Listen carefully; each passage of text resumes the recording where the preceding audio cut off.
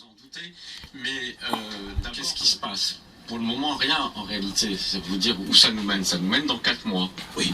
C'est-à-dire que là, on est dans un bras de fer tout à fait cédé. À mon sens, c'est de manière stratégique Tsipras qui cède parce qu'ils renoncent effectivement jusqu'au bout de leur programme de manière unilatérale, ce qui provoquerait une sortie de l'euro et une grande pagaille.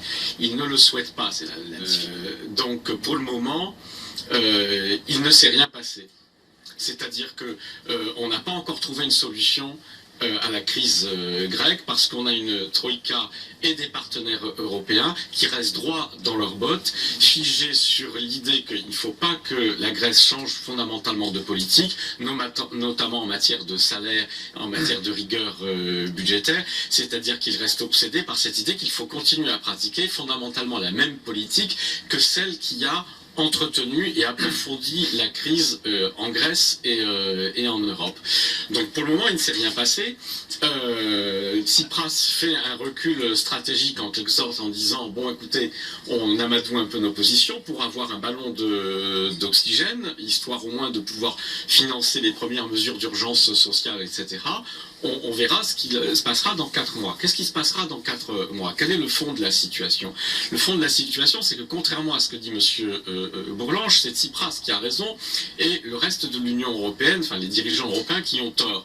C'est-à-dire que ce sont précisément, si on veut maintenir l'euro, le seul moyen qu'il y a de maintenir l'euro, c'est d'arrêter, pour maintenir l'euro, d'imposer des politiques de rigueur salariale et de rigueur budgétaire qui sont exactement le contraire de ce qui est nécessaire pour une politique d'investissement, d'innovation et de croissance dans la situation de crise dans laquelle nous sommes.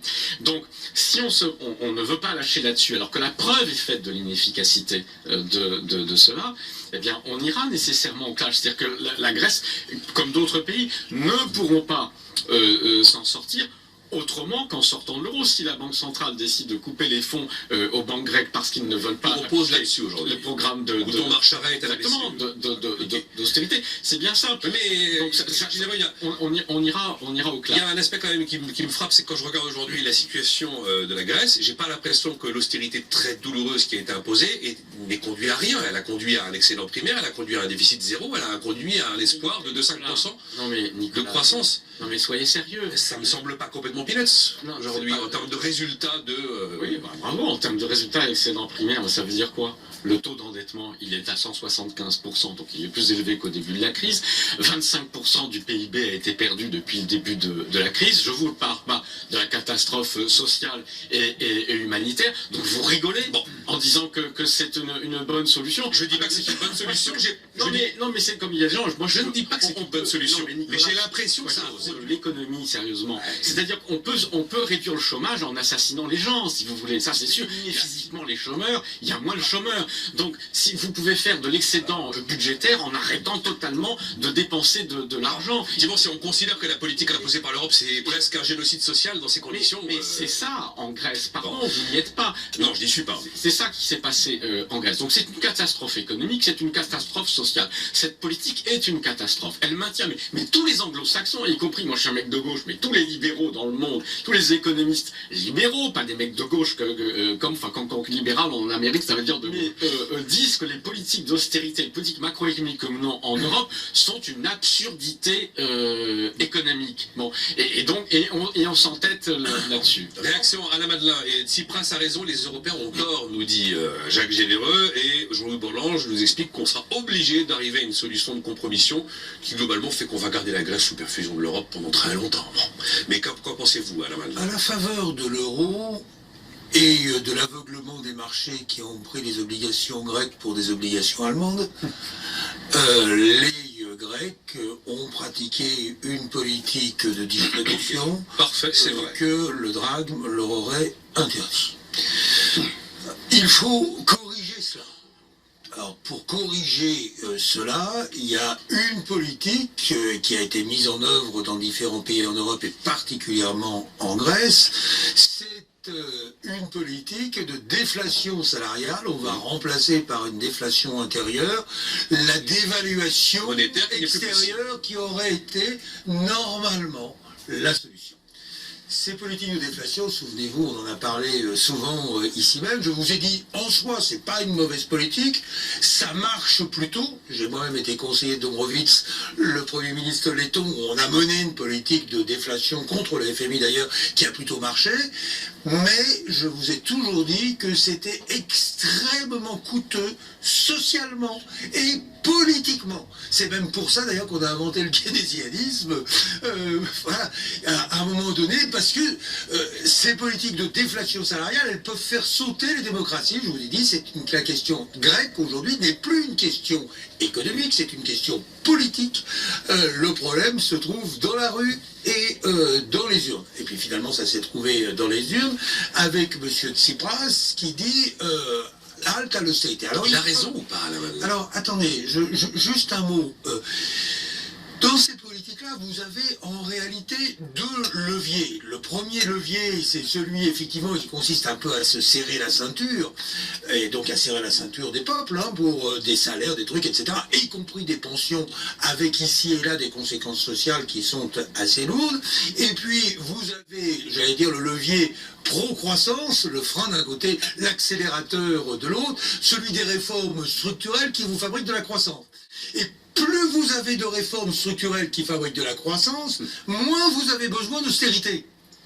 Et c'est ce cocktail-là qui n'a pas été bon politiquement en Grèce, puisque dans les réformes pro-croissance, comme d'autres pays, un peu comme la France d'ailleurs, à sa façon, la Grèce a traîné les pieds, mais une politique qui a eu une facture sociale indiscutable, mais qui dans le même temps commençait à porter des effets. C'est ce que je disais tout à l'heure. Prenez l'exemple du tourisme, le tourisme en Grèce devient vraiment compétitif pour l'État. Surtout avec la baisse de l'euro. Il devient compétitif. Or, on est en train de casser cela avec M. Tsipras, qui arrive avec une politique qui n'est pas, sur le papier, euro-compatible. C'est ce que disait Jean-Luc Borloo. Elle n'est pas euro-compatible. Pour faire simple, si je recrute des fonctionnaires, si je augmente les salaires, si je diminue la durée du travail, si je reviens à l'âge de la retraite précédemment, cette politique n'est pas compatible puisqu'elle vous crée au fond un déficit de compétitivité à nouveau à l'intérieur de l'euro. Or justement c'est le problème de départ et celui qu'on ne sait pas résoudre. Donc il est normal que d'un côté, on vous dise la dette c'est pas un problème, on l'aménagera toujours, et Jean-Louis a raison de ce point de vue-là. On l'a déjà fait en 2012, et puis on sait le faire. Mais simplement, vos réformes doivent être de vraies réformes structurelles. Alors, pour ça ressemble à des vraies réformes structurelles, ce qui est proposé en gros. Non. On ne sait pas, mais on sait qu'il y a et vous allez voir vraisemblablement la dans le paquet qui a été ficelé ce soir, dans les propositions de Tsipras et de Varoufakis, ce sera on va augmenter les recettes grâce à la lutte contre la fraude fiscale, grâce à les impôts, etc. Augmenter les recettes, c'est tous les trucs d'entreprises en difficulté qui disent je veux augmenter les ventes. Faites-moi confiance, je veux augmenter les ventes. La réalité, c'est que vraisemblablement, la Grèce va s'enfoncer dans la crise. Et les 4 mois qui viennent sont les 4 mois où M. Tsipras devra abandonner son programme. Et vous voyez qu'il a déjà des difficultés politiques avec ses frondeurs à lui, son extrême gauche. Et 4 mois pour abandonner un programme et retourner sa veste, ça me paraît bien court. Bon, alors, il n'est pas compatible avec la zone euro, nous dit la Madeleine, c'est Jean-Luc Bourlange. Alors, allez-y, faites court, hein, parce que vous avez tous les trois fait des grandes explications. Le problème, c'est la phrase de Jacques Prévert, dans Drôle de drame, le célèbre, où Michel Simon, Irvine Molineux, dit toutes les 2 minutes, à force de dire des choses horribles, elles finissent par arriver.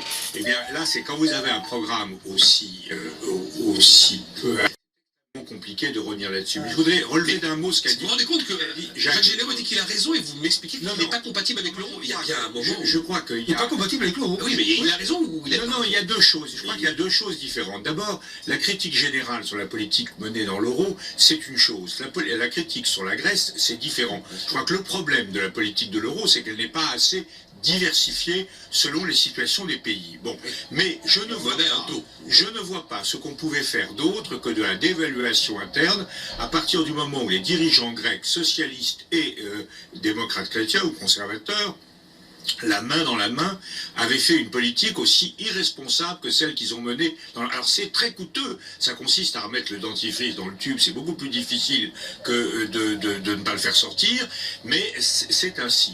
Je crois que là, il y a simplement le compromis qui est possible. On le voit bien. Que peut dire M. Tsipras? M. Tsipras peut dire, nous avons porté le rocher jusqu'en haut de la montagne. Et on va essayer de ne pas le faire tomber. Alors pour l'instant, il essaie de le faire tomber.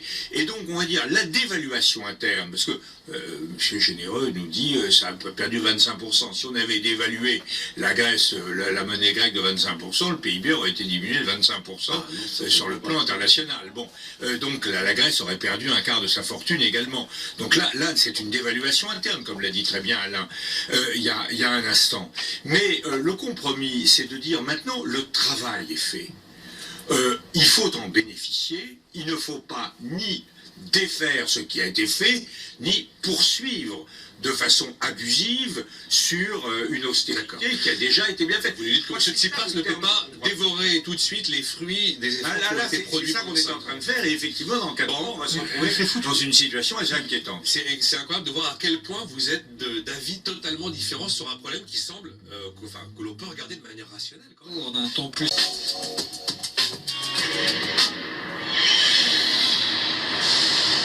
Tous les jours sur BFM Business, dès 6h, Good Morning Business. Stéphane Soumier réveille la planète éco. Good Morning Business, l'émission incontournable pour démarrer la journée. Chronique, édito, point de vue de professionnel, expérience d'entrepreneur. Chaque matin, retrouvez celles et ceux qui font plus. Good Morning Business avec Stéphane Soumier, tous les jours, 6h, 9h sur BFM Business.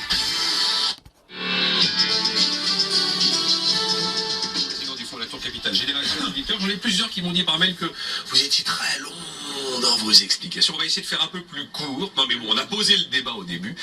Chacun effectivement a eu un temps de parole généreux, c'est le cas de le dire. Et j'ai également Marc qui m'écrit sur Twitter, certains ne veulent pas comprendre que les phases d'ajustement et l'austérité, ça passe souvent par une phase récessive et une phase douloureuse. Alors, on n'est pas du tout, vous n'êtes pas du tout du même avis, on va conclure ce sujet grec. Jacques Généreux nous dit que nous sommes responsables, nous les Européens, de ce qui se passe en Grèce et que Tsipras a raison et que la politique qui a été menée pendant 5 ans était mauvaise, qu'il aurait fallu que l'Allemagne inverse son policy mix, c'est que la BCE dégaine le plus vite possible pour intervenir. En même temps, c'est vrai que la Grèce est financée par le reste de l'Europe depuis déjà de nombreuses années, donc on peut dire que c'est une sorte de quantitative easing qu'on a mis en place prématurément expressément pour la Grèce, puisque conditionnelle à des politiques d'austérité. Elle dépend maintenant du Fonds européen de stabilité, du mécanisme européen de stabilité. Jean-Louis Bourlange nous disait non, il n'y avait pas d'autre solution que la politique qui a été menée pour la Grèce, et aujourd'hui Tsipras est incompatible avec l'euro ainsi qu'à la Madeleine. S'il y avait d'autres solutions, Alain, est-ce que c'est l'échec collectif d'une Europe qui n'arrive absolument pas à se diriger vers une zone monétaire optimale? Je ne sais pas comment on peut conclure l'histoire. Non, je pense que c'est un raccourci assez audacieux de la part de Jacques Généreux que de dire tout ça c'est la faute de l'Allemagne.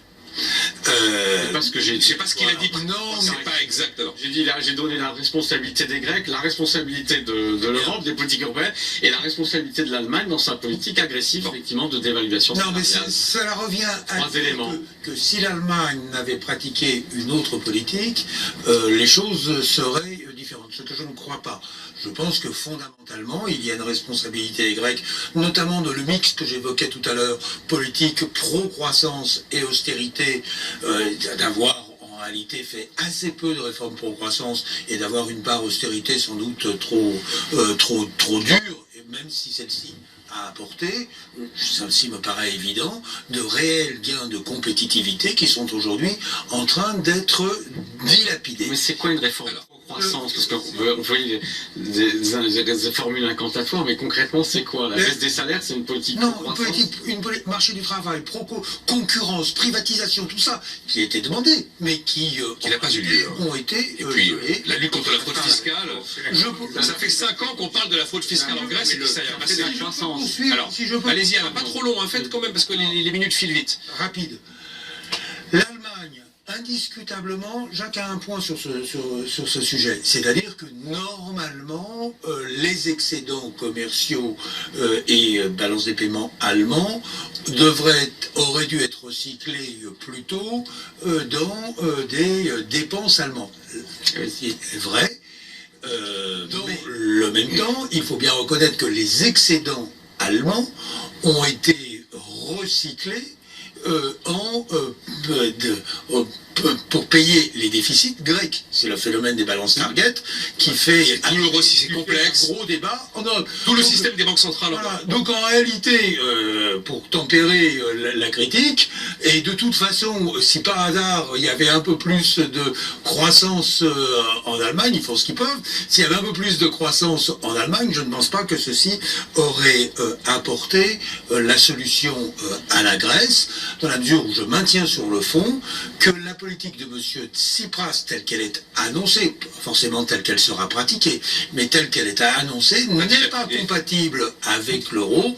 J'aimerais bien avoir un chien à condition qu'il miaule. Ben non, c'est pas possible. Et à un moment donné, il faut faire un choix. Quant au quantitative easing qui a été évoqué tout à l'heure, je pense que le quantitative easing américain avait pour objectif certainement de reflatter un peu l'économie et d'éviter la déflation et de pratiquer une politique de taux d'intérêt zéro que la Banque centrale européenne a pratiqué avec d'autres méthodes que le quantitative easing, mais le moins qu'on puisse dire, c'est qu'on a eu aussi des liquidités en Europe et qu'on a eu aussi des taux zéro. On a eu aussi des taux zéro dont bénéficie l'ensemble des pays, avec un effet un peu dramatique, puisque je peux continuer à m'endetter avec des taux extrêmement bas. Ben les réformes, on verra plus tard.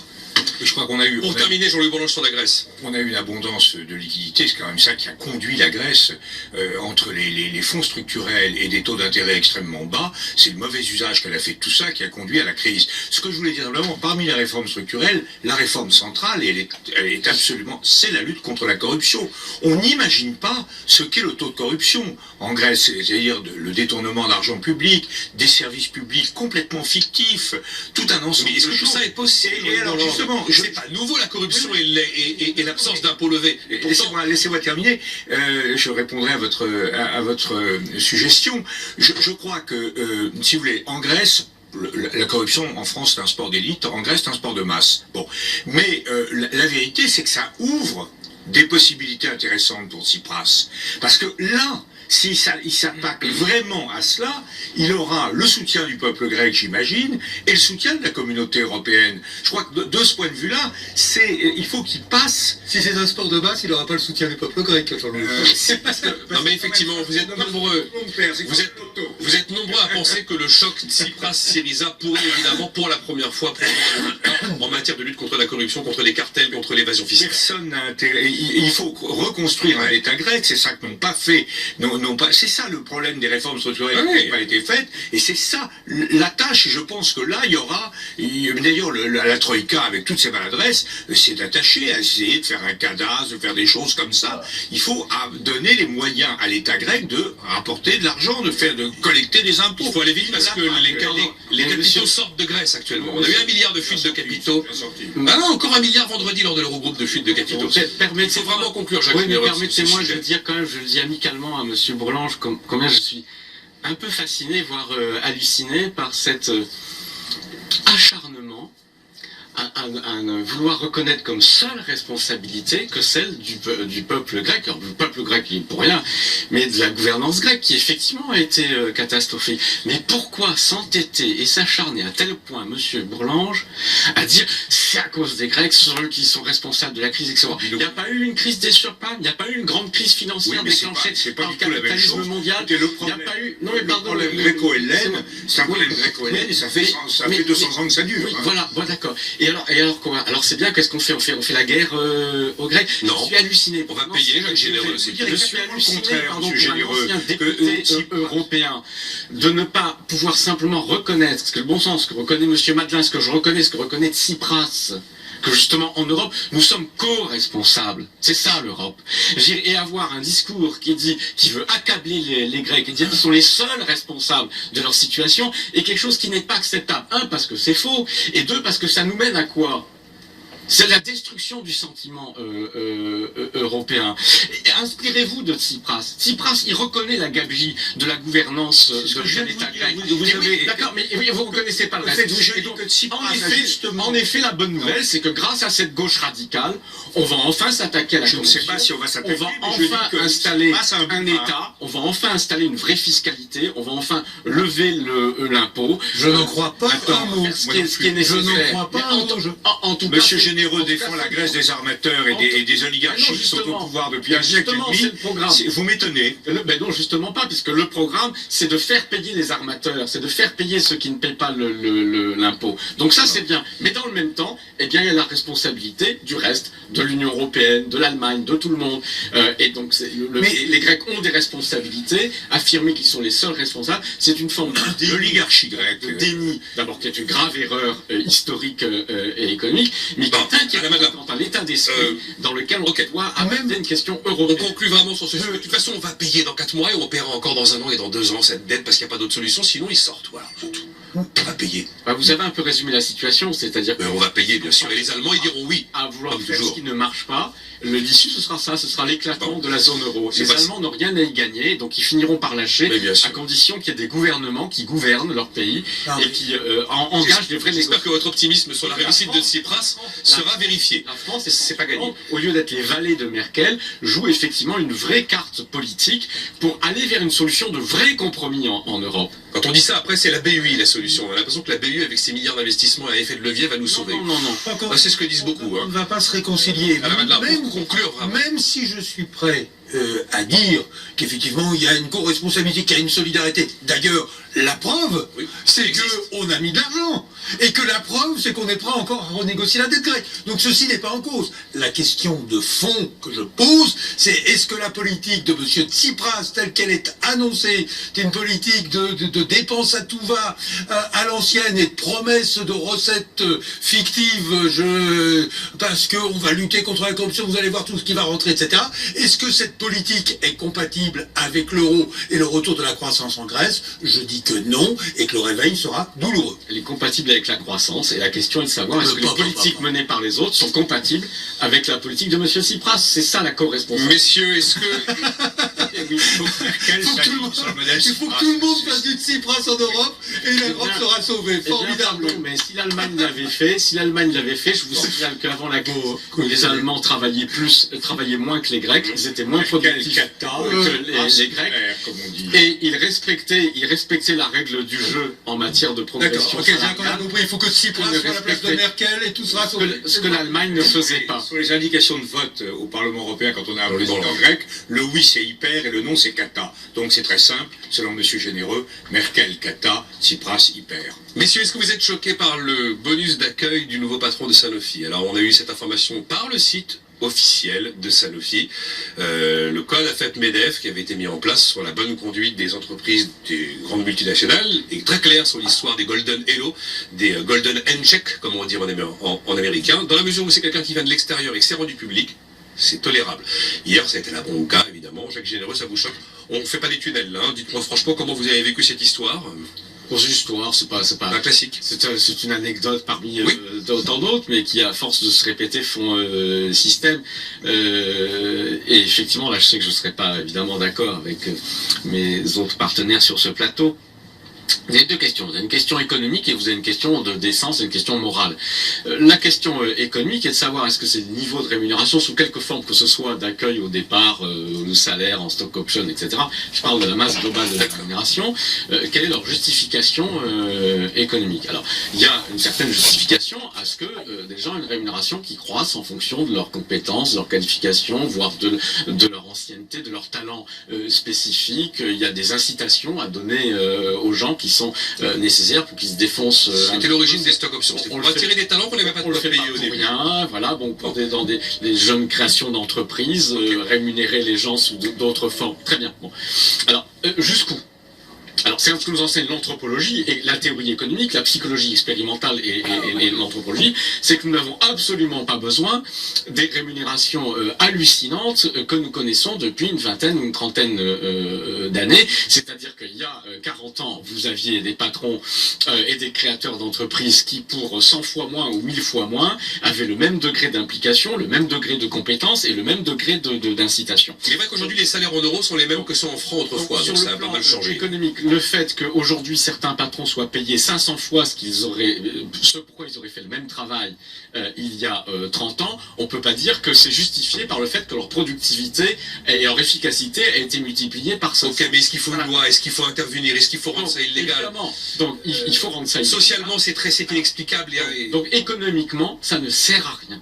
Voilà, c'est un gaspillage, c'est de l'argent perdu pour les entreprises et pour l'économie. C'est-à-dire que des gens aussi talentueux, voire les mêmes, feraient exactement la même chose pour des niveaux Oui, de on rémunération. vous explique qu'il ne viendrait peut-être pas. Mais il y en a d'autres qui viendraient, 200 Bon, francs inférieurs. ils ont du mal à le trouver, hein, le successeur de Vibareur chez Sanofi. Donc il n'y a pas de justification économique réelle à ce degré-là d'inégalité salariale. Alors après, évidemment, il y a la question, je dirais à la limite, elle devient secondaire, parce qu'une fois qu'on a compris que c'est juste une ânerie et une stupidité, et que si ces types-là étaient payés 300 000 € par an au lieu de 3 ou 6 millions, ils feraient exactement la même chose, c'est idiot. Après, il y a la question éthique et morale. Est-ce qu'il le mérite? En admettant même qu'il y a un effet économique quelconque. Ah ben on sait pas, il a encore rien fait. Est-ce qu'il le mérite? Voilà. Est-ce que vous méritez ce niveau de choses? C'est le côté prime à l'entrée qui passe. C'est tellement idiot quand on parle de sommes qui, pour le commun des mortels, etc., tout simplement n'ont plus aucune espèce de signification réelle. Est-ce que quelqu'un mérite d'avoir un cadeau de 6 millions quand il arrive, de 30 millions quand il part, etc.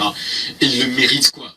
D'où vient C'est son... très difficile Alors, d'estimer il y a la valeur ajoutée d'un individu Il n'y à a une aucune entreprise. justification économique, il n'y a aucune D'accord. justification éthique, réagir. on est dans l'indécence pure et dans la bêtise, c'est-à-dire que ces gens-là, l'intéressé en l'occurrence PDG de Sanofi, acceptent ça. C'est-à-dire que des gens soi-disant intelligents, polytechniciens, énarques, diplômés, ingénieurs, et arrivent à penser, à concevoir dans leur cerveau que c'est normal qu'ils aient ce genre de rémunération, ça défie l'entendement. Il y en a certains qui vivent dans un monde un petit peu décalé. Alors rapidement, Jean-Louis Boulouche, à la Madeleine, sur Moi, cette histoire.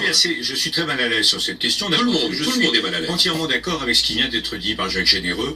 Je considère que des niveaux de rémunération de cet ordre ne sont justifiés en aucune manière, ni économiquement, ni socialement, ni même pour les relations de management à l'intérieur de l'entreprise, car ça crée de la défiance. Et je trouve que c'est vraiment une pathologie du capitalisme mondial que d'en être là, et ça me paraît vraiment préoccupant. Mais là où je suis mal à l'aise, comme je n'ai pas le baguette magique, je crois qu'on est dans un monde où je ne vois pas, si j'étais dirigeant public, si j'étais membre du gouvernement français, etc., ce que je ferais pour faire obstacle à cela. Parce qu'il est évident que si vous commencez à légiférer nationalement, vos boîtes se délocalisent ailleurs. C'est clair, c'est sûr. Donc on est dans une situation très difficile et qui est extrêmement pénible. Je crois qu'effectivement, on a un niveau, grâce au ciel, si je puis dire, de prélèvement sur les revenus élevés qui est assez fort quand même. On a un taux un impôt sur le revenu qui est quand même assez élevé. Je ne vois pas, à part de l'action sociale au sein des entreprises, ce qu'on peut faire réellement pour limiter cela. Je pense que si on voulait légiférer, on créerait des situations de distorsion de concurrence absolument. C'est exactement ce que disait Xavier Fontanet ce matin sur BFM Business. On mesure là, Bon. je trouve à mes yeux, l'impuissance relative du politique. Alors c'est un vrai problème, une forme d'indécence, un problème moral sans solution à la Madeleine. C'est comme Écoutez, ça que moi, vous... moi, je suis partisan d'un capitalisme régulé par la commande des sensibles, mais une fois que j'ai dit tout ça, il y a beaucoup d'hypocrisie dans ce qu'on est en train de dire. Parce que en réalité, rémunération, elle peut paraître faramineuse, tout ce que vous voulez, mais qui décide? Qui a la légitimité pour décider? Des capitaux Est-ce que privés, c'est des nous, de actionnaires. la table, ou est-ce que ce sont les gens qui font confiance? Alors ensuite, on peut discuter beaucoup de choses, mais après tout, vous donnez un golden hello aux joueurs de football. Après tout, vous faites un régime fiscal sur mesure pour les Qataris. C'était Nicolas Sarkozy qui avait fait ça. Vous regardez l'arbitrage tapis, franchement, il y a des questions à se poser qui dépassent largement le golden hello du patron de Sanofi. Et regardez, Oui, mais alors on peut toujours dire il y a pire ailleurs, donc oublions ce sujet. Regardez aussi, je prends juste un exemple, d'une entreprise d'État, Areva. Oui, Aujourd'hui, on constate 4,5 milliards de pertes. près de 5, oui. Donc un PDG qui a peut-être un golden hello de quelques millions, mais qui vous évite les 4,5 milliards de pertes, ça aussi, ça se discute si vous êtes du côté des actionnaires. Moi, je suis du côté des actionnaires, je suis prêt à payer très cher quelqu'un qui va rapporter beaucoup et qui va développer l'entreprise. Un Steve Jobs ou un Elon Musk. Même à l'entrée, sans savoir si... Ça n'a pas de prix. Ça n'a pas de prix. Et là, franchement, Bon. on est dans un débat que personne ne pourra trancher. En tout cas, oui, vous êtes tous les deux prêts à dire que ce ne sera pas tranché. Et L'économiste qui dit que quelque chose n'a pas de prix, c'est quand même inquiétant. Mais si ça a un prix, Steve Jobs, quand il a commencé dans son Jacques garage Généreux. à bidouiller des trucs, c'est ça l'origine. Il n'a pas fait ça pour avoir 50 millions. Il a créé sa boîte, dollars. Steve Jobs. Il a fait ça. Mais non, mais c'est ça la c'est la différence. Non, mais il a créé sa boîte, voilà. C'est un entrepreneur. Vous acceptez C'est un innovateur. les gens qui sont les créateurs. Vous l'acceptez pas, pour non. le manager. Mais pas du tout. Mais non, pas du tout. Écoutez ce que je dis avant de m'aboyer dessus. Je dis que justement, ils l'ont pas fait pour l'argent. Et donc que ça ne sert à rien. C'est-à-dire que ces gens-là, non mais ils sont devenus riches. Non mais, non mais si à l'arrivée devenir riche, ça veut dire avoir un patrimoine de 5 à 10 millions d'euros ou de dollars par exemple, et gagner 500 000 dollars par an, ce qui est déjà pour la plupart des gens sur cette terre quelque chose d'hallucinant. Eh bien, ça suffit très largement. Et aucun de ces innovateurs, de ces grands créateurs, de ces gens que Monsieur Madeleine P a pris d'or pour qu'ils fassent réussir ces entreprises, dirait ah ben non, j'arrête de le faire, ça m'intéresse pas si je gagne moins. La common decency, il l'a dit. Oui, bon, et donc non, Monsieur Bourlange, je pose la vraie question. Parce qu'en fait, finalement, on est assez d'accord. Je suis étonné, mais je suis ravi de le constater sur la condamnation des rémunérations excessives. La vraie question, c'est qu'est-ce qu'on peut faire? C'est ce que j'allais vous demander. Est-ce qu'on peut agir? Est-ce qu'on peut... Si on fait une loi, tout le monde se barre. Ça, c'est clair. Et donc, alors, je crois qu'on peut plafonner effectivement les rémunérations. Et la vraie question... Ce sont les plafonds qui comptent là. La vraie question, mais M. Bourlange l'a très bien posé. Parce que la vraie question, c'est pas le départ des managers, etc. Non, c'est le départ des sièges. Voilà, parce que les gens ceux qui veulent pas, et qui trouvent qu'ils sont assez bien payés, s'en aillent, tant mieux, bon débarras, parce qu'il y a des tas de gens qui sont aussi doués qu'eux et aussi compétents qu'eux, et qui sont de meilleurs entrepreneurs, parce qu'ils le font justement pour l'entreprise, plutôt que pour avoir 10 millions de plus. Mais non, c'est pas vrai. Mais non, ça, c'est la réalité. Maintenant, la vraie question, c'est le déménagement des entreprises. Et donc, on voit bien qu'on ne peut pas agir là-dessus autrement qu'en remettant en cause plus radicalement, mais là, c'est déjà au moins au niveau européen qu'on devrait le faire, les règles de la libre circulation des capitaux, enfin les règles de la liberté du capitalisme. Je préfère quelques rémunérations excessives plutôt que les remèdes absolument dramatiques que propose M. Généreux, même si je suis d'accord avec lui sur le caractère vraiment injustifié de ces très hautes rémunérations. Est-ce qu'il faut ériger des digues parce qu'on a 150 rémunérations un petit peu dures à faire passer dans le pays? Que c'est à cause de cette absence de digues que nous sommes dans la crise que nous connaissons. C'est à cause de l'absence de digues sur les flux de mouvements financiers et de capitaux financiers que ce capitalisme ne fonctionne pas depuis 30 ans. Même sur la question de l'impôt sur les sociétés, on n'arrive absolument pas à apporter des réponses. Mais je vous dis pas que c'est facile, je vous dis pas qu'en effet vous n'avez pas raison de dire que beaucoup de gouvernements ne veulent pas en entendre parler. C'est bien pour ça que nous sommes dans une situation dramatique. C'est que, notamment en Europe, on ne peut pas fonctionner sans une vraie harmonisation de la fiscalité sur les entreprises. Et on ne peut pas lutter contre l'évasion fiscale au niveau international si on a une vraie harmonisation de l'imposition sur les hautes rémunérations et sur les revenus financiers, les revenus du capital. Il faudra progresser là-dessus, sinon, eh bien, on ira vers l'exacerbation d'une logique de guerre aujourd'hui qui s'est installée, mais qui nous mène... Je comprends ce que vous dites. Malheureusement, je pense que toutes ces questions auront beaucoup de mal à accoucher de quelque chose, notamment la simple fiscalité des entreprises. Ça fait maintenant plusieurs années que l'OCDE réfléchit là-dessus, qu'on veut faire l'assiette mondiale consolidée, qu'on n'y arrive pas. Pour terminer, le 49.3, l'absence de majorité parlementaire et cette loi sur le travail de François Rebsamen qui globalement va essayer de traduire dans un texte de loi l'état d'esprit de la négociation sur la modernisation du dialogue social qui a planté il y a à peu près une quinzaine de jours. Est-ce que la situation constitutionnelle, Jean-Louis Bourlange, est grave ou pas, selon vous, à mi-mandat, plus de majorité? Je ne suis pas toujours d'accord avec Nicolas Sarkozy, mais je suis d'accord sur un point, c'est que si la majorité en est là, c'est parce que le président de la République a menti, peut-être excessif, mais a dit des choses contraires à ce qu'il essaie de faire quand il a été candidat. Et je pense aujourd'hui, la politique monnaie n'est plus est politiquement ingérable. Les frondeurs ont raison de le dire. Je crois que le problème de François Hollande, c'est qu'il devrait carrément assumer le fait que il s'est engagé au moment de sa campagne, le discours du Bourget, etc., sur des options qui n'étaient pas celles qu'il pouvait tenir. Et tant qu'on sera dans l'entre-deux, tant qu'il fera semblant d'être fidèle, tout en étant infidèle, sans être vraiment infidèle parce qu'il ne veut pas aller très loin, on sera dans cette situation glauque au centre et enragé à gauche. Et la question qui va se poser, notamment au congrès du Parti Socialiste de juin à Poitiers, c'est de savoir s'il faut interdire à un socialiste de voter contre un texte. Il peut s'abstenir. Faut-il lui interdire de voter? Vous vous rendez compte à où on en est mené? Alain Madelin, votre lecture de la situation, j'ai envie de dire institutionnelle, parce que c'est surtout ça la question. Plus que la loi elle-même, on verra ce qu'il y a dedans. Il n'y a rien de particulier. Particulier. Business as usual. 49.3, Bien pépère. sûr, mais bien sûr. Une fois par session. Et Hollande, Tranquille. je ne suis pas tout à fait d'accord avec ce que vient de dire Jean-Louis. On ne peut pas reprocher à Hollande d'avoir changé de cap. En tout cas, pas lui et pas moi. Il fallait qu'il le fasse. Voilà, donc il fait quelque chose d'absolument plus raisonnable. Ça crée quelques tensions. Il y a le 49.3, point final. Rocard l'a brandi Pour le 28 reste, fois. on va froncer les sourcils dans les instances socialistes, et pour le reste, vous ne pouvez pas empêcher un frondeur de voter, de fronder. Voilà, une fois qu'on a dit ça, il n'en reste pas moins qu'il y a un vrai problème de clarification à l'intérieur de la vie politique française, parce qu'il y a beaucoup de gens qui ne savent plus où ils habitent. Pour terminer, 30 secondes, Jacques Généreux. Grave sur le plan institutionnel. D'abord, j'apprécie l'honnêteté d'Alain Madelin. Mais il est honnête, Alain Madelin, la plupart du temps. Que Nicolas Sarkozy est tout de même assez comique de reprocher au président Hollande de pratiquer la politique que Sarkozy aurait voulu pratiquer. Voilà. Bon, mais en effet... Ne diront pas, il est beaucoup plus... Mais Il faut conclure, là, et Jacques. en effet, c'est vrai qu'il y a une trahison des engagements de campagne qui ont été pris, et que la politique qui est menée est totalement contraire dans son aspiration pro-marché, pro-concurrence, etc. Elle est totalement contraire aux promesses qui ont été faites par le candidat François Hollande, et donc il s'est lui-même tiré une balle dans le pied en trahissant son propre programme, donc il n'a pas de majorité.